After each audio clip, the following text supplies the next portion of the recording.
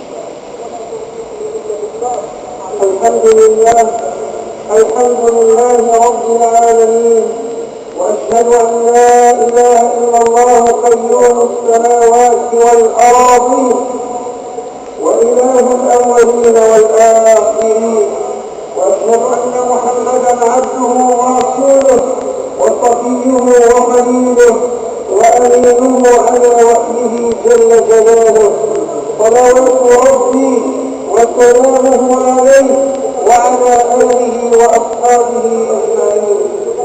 أما بعد، أيها المؤمنون، أطيعوا الله جل جلاله بفعل ما أمر وباجتناب ما نهى عنه وزجر، ومن بين الكليات التي أمرنا الله عز وجل بحفظها حفظ النفس من الضلال، حفظ النفس من الضياع، حفظ النفس من جميع المهلكات. وفي ذلك حثنا ربنا جل جلاله حفظ النفس على حفظ الدين، فأمرنا رسول الإسلام والسلام عليه أفضل الصلاة وأزكى السلام أمرنا باجتناب هذه المهلكات، فقال صلى الله عليه وسلم: اجتنبوا السبع الموبقات. قالوا: يا رسول الله وما هن؟ قال: الشرك بالله والسحر والبدع وقتل النفس. قال أحد العارفين بالله: قد سمى الله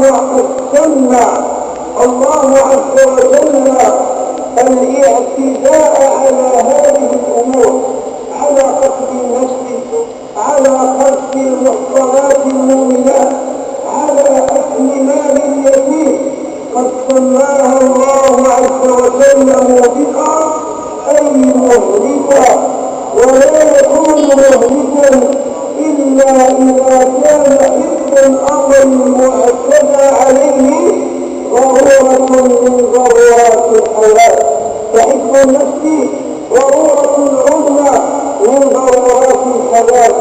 ألا وإن حرمة دم المسلم عظيمة جدا عند الله تعالى، إذ قال جل جلاله: ومن يقتل مؤمنا متعمدا فجزاؤه جهنم خالدا فيها وغضب الله عليه ولعنه وأعد له عذابا عظيما. قال الإمام ابن كثير بهذا التهديد، قال: هذا تهديد شديد ووعيد أكيد لمن تعاطى هذا الذنب العظيم الذي هو مقرون بالشرك بالله تعالى في غير آية من كتاب الله عز وجل. والآيات والأحاديث في تحريم القتل كثيرة جدا أيها المؤمنون.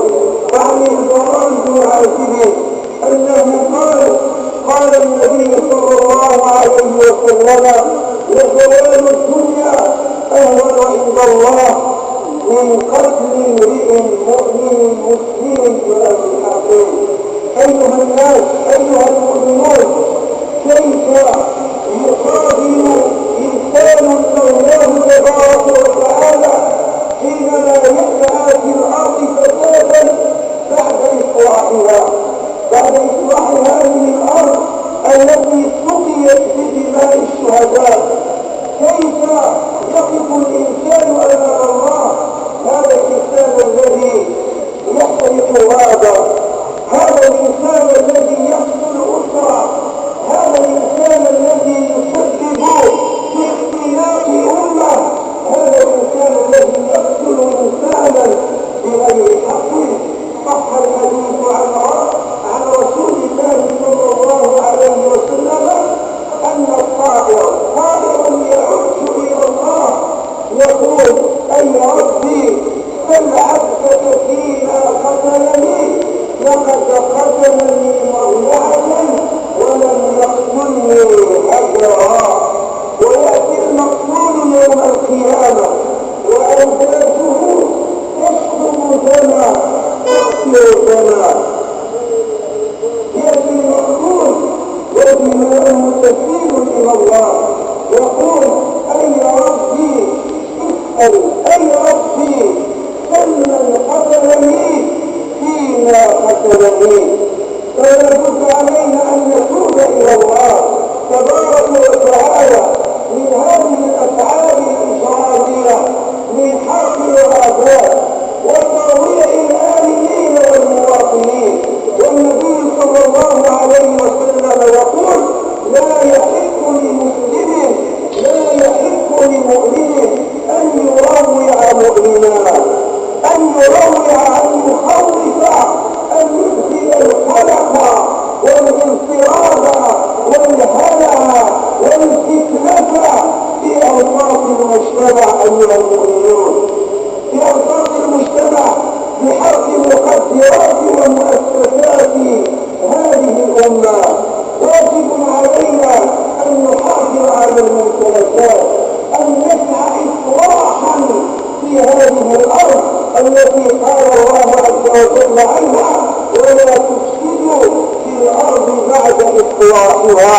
نسأل المولى جل وعلا أن ينير قلوبنا بالإيمان، وأن يحقق الوحدة والألفة والأخوة فيما بيننا، كي يبقى تاج الجزائر شامخا عاليا بين الأمم.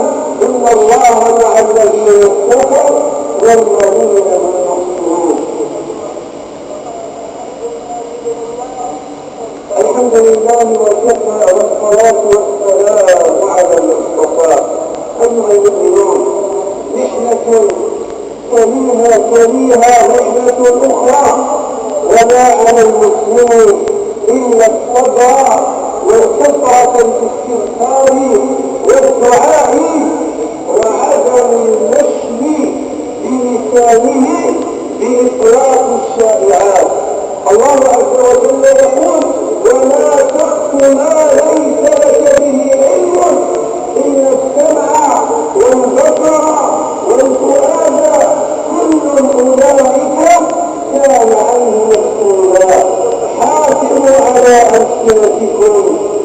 إياكم ونقل الشائعات المغرضة من أجل تأجيج الفتن.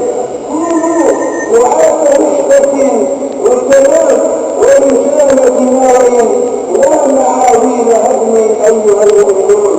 قال النبي صلى الله عليه وسلم: مثل المؤمنين في تواديهم وتعاطفهم وتراحمهم كمثل الجسد الواحد إذ اشتكى منه عضو تداعى له سائر الجسد بالسهر والحمى. نهيب ونشيد بجميع هذه الهبات التضامنية من أنحاء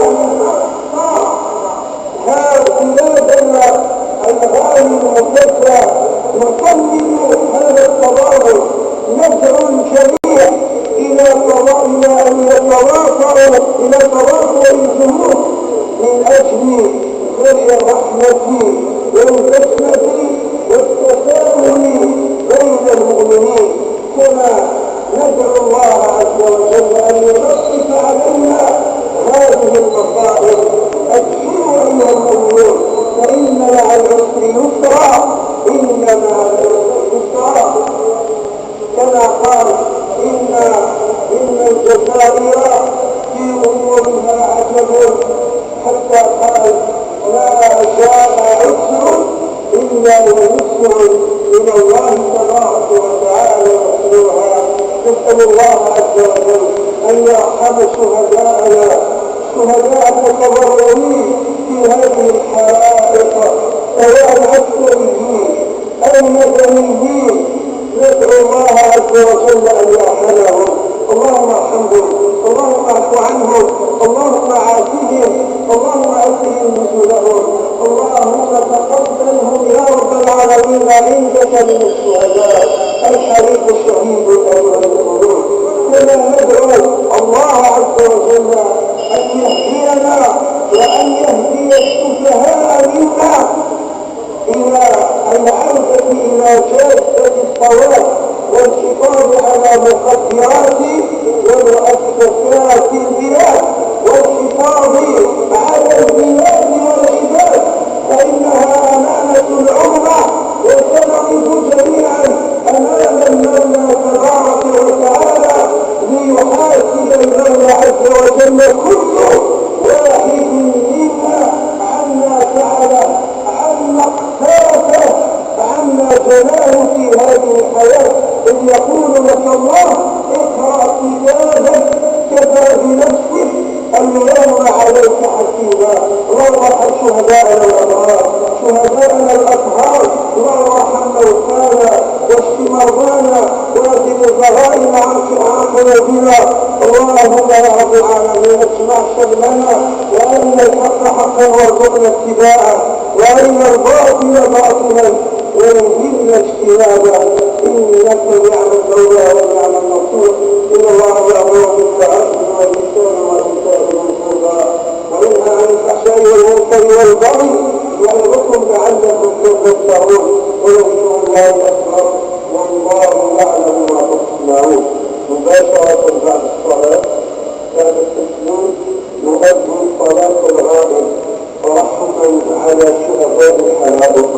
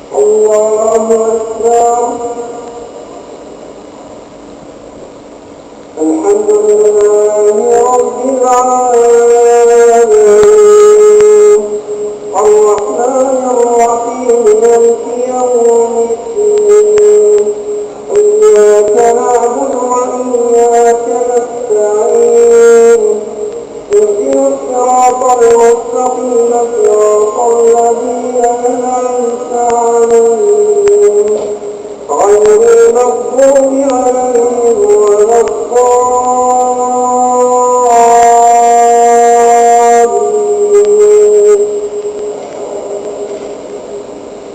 ربنا لا تؤاخذنا إن نسينا أو أخطأنا ربنا ولا تحمل علينا إصرا كما حملته على الذين من قبلنا ربنا ولا تحملنا ما لا طاقة لنا به واعف عنا واغفر لنا وارحمنا أنت مولانا فانصرنا على القوم الكافرين. الله أكبر.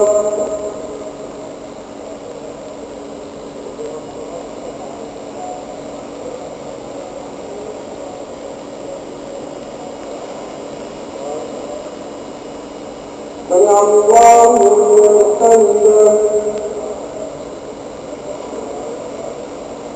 الله أكبر.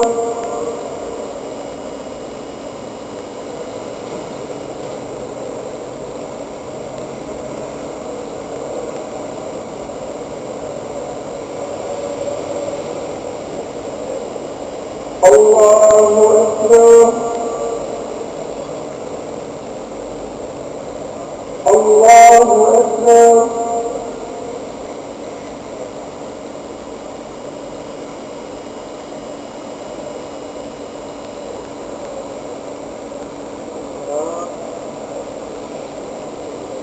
الله أكبر. الحمد لله رب العالمين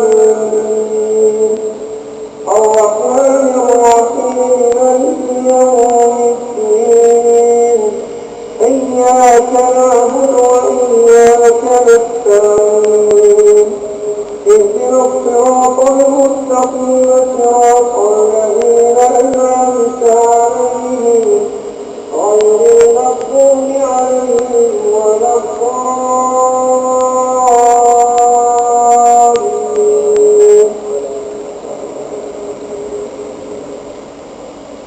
والعصر إن الإنسان لفي خسر إلا الذين آمنوا وعملوا الصالحات وتواصوا بالحق وتواصوا بالصبر. الله أكبر.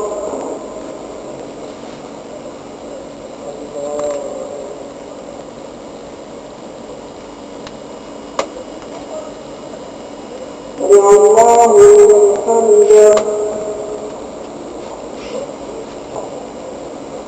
الله أكبر.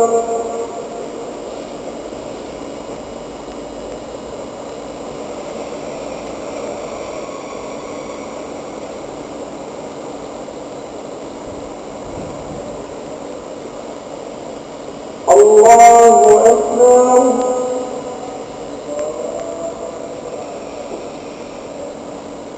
الله أكبر.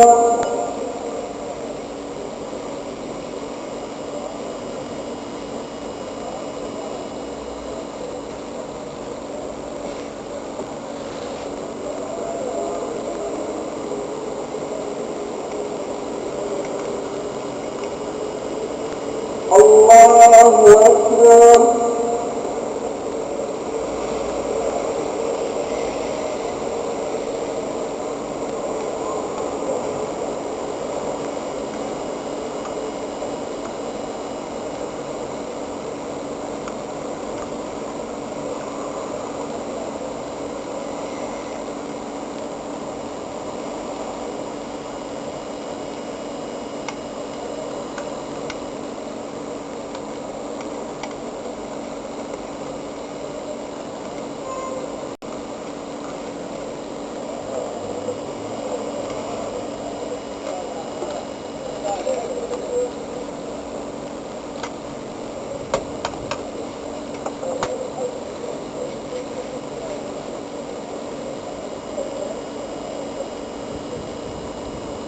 السلام عليكم ورحمة الله.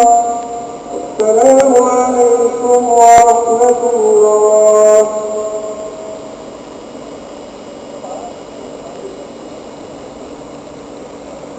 وللصلاة الغائب فرحمنا على شهداء الحرائق.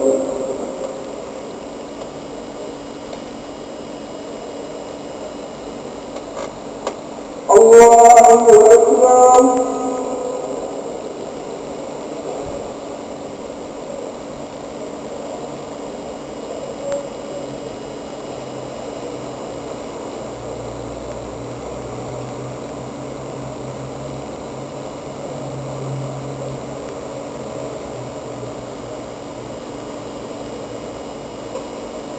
الله أكبر.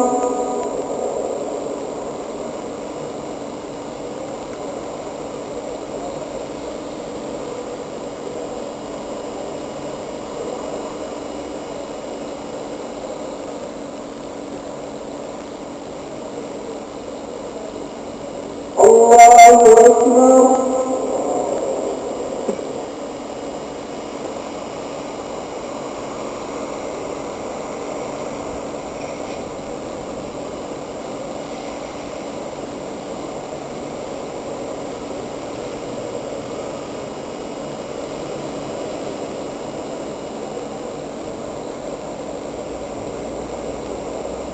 الله أكبر.